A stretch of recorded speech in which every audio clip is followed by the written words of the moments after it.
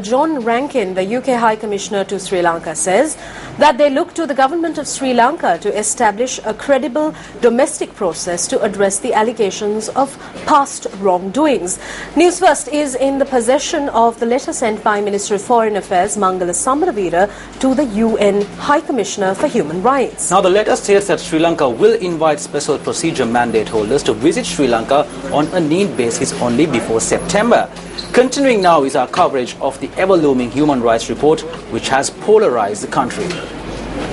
It was just 3 days ago that the United Nations High Commissioner for Human Rights, Zeid Ra'ad Al Hussein, informed the Council that the OHCHR investigative report on Sri Lanka will be postponed by a further 6 months. He said that this is following a request made by the Sri Lankan government. However, what prompted such a decision? News First is in the possession of a letter purportedly sent by the Foreign Minister of Sri Lanka, Mangala Samaraweera, to the High Commissioner for Human Rights. The Minister highlights that before the 30th session of the Human Rights Council convenes in September, the government will invite a working group on enforced and involuntary disappearances along with special procedure mandate holders on a need basis only, which is a demand made in the 25-1 resolution sponsored by the United States.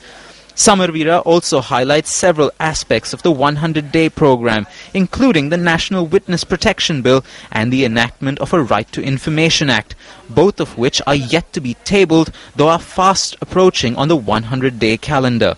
In the letter, Minister Mangala Samaraweera highlights that the government is willing to work with the High Commissioner's office, reiterating his previous invitation issued on the 7th of February for the High Commissioner himself to visit Sri Lanka. In addition, the minister promises that the government will commence a dialogue with the Special Rapporteur on truth, justice, reparations and guarantees of non-recurrence. After providing the assurances, the minister requests for the postponement of the OHCHR investigation into Sri Lanka to the 30th session and also for no formal discussions to occur at the 20th session in March. Since the end of the war, the UN has steadily raised the tone of its call for more in-depth investigations into the final months of the civil conflict. The turnaround to postpone the report can be attributed to the assurances given publicly and privately to the world body. We welcome the pledges made and actions taken by the Sri Lankan government and agree with the Human Rights Council's decision to allow the Office of the High Commissioner for Human Rights to continue working on the report called for in Resolution 25-1. We will follow this issue closely in the coming months and hope new information will provide the Council and the people of Sri Lanka a more complete picture of what occurred. We remain committed to ensuring a genuine and credible process leads to accountability and reconciliation and to promoting a Sri Lanka that is democratic, inclusive, prosperous, and unified. In the next 6 months, the British government will look to Sri Lanka to make concrete progress in the areas of reconciliation, accountability, and human rights.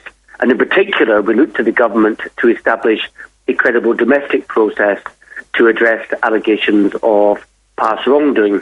We very much welcome the undertakings that have been given by President Sirisena and his new government in these areas, and we believe that by acting on these undertakings, by delivering on them, the cause of reconciliation can be furthered within this country, helping Sri Lanka to reach its full potential. So those are the areas where we look for progress from the government, and we believe that progress in those areas can be a benefit to this country as a whole. The United States is the mover of the current Resolution 25-1, while the United Kingdom co-sponsored the resolution. Sri Lanka, meanwhile, seems divided into broadly two camps. On one side, there is the opinion that Sri Lanka will not benefit from being given more time to tackle the issue of reconciliation, and on the other, the resolute optimism that Sri Lanka now has an opportunity to fulfill its own destiny. Why have they given us time until September? In the run-up to September, if there are certain issues in Sri Lanka, that time can be utilized to document all of it. Please be clear to all Sri Lankans as to what documents need to be submitted by September. Are they trying to destroy this country? If not, are we providing an opportunity for international interferences? We hope for a clarification on this from the current government. Mangala Samaravira and Ranil Wickramasinghe are creating a domestic mechanism. If you create a domestic mechanism, that shows that there are violations of human rights that is serious. It is not like a report compiled from outside of the country. We can present facts to such an external report. However, if our own domestic mechanism claims of human rights violations, that is something serious. What this domestic mechanism will do is prove what is said in the Darusman report. Dr. Paikasurthi Sarvanamuttu, who is the Executive Director of the Centre for Policy Alternatives, explained why Sri Lanka got 6 months and what the UN hopes to see happen in Sri Lanka during this stipulated time frame. I think with regard to the government of Sri Lanka has said that it is going to establish a credible domestic mechanism to deal with issues of accountability.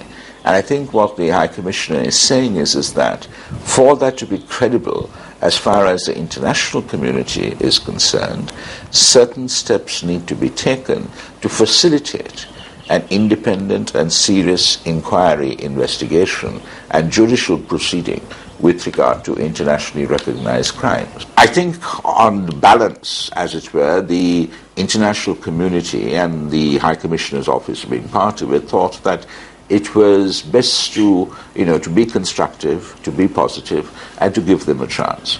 In light of all of these developments, a group of senior officials from South Africa are due to arrive in the country. South Africa, during the Commonwealth Heads of Government meeting in 2013 in Colombo, pledged their assistance in the reconciliation efforts in the island.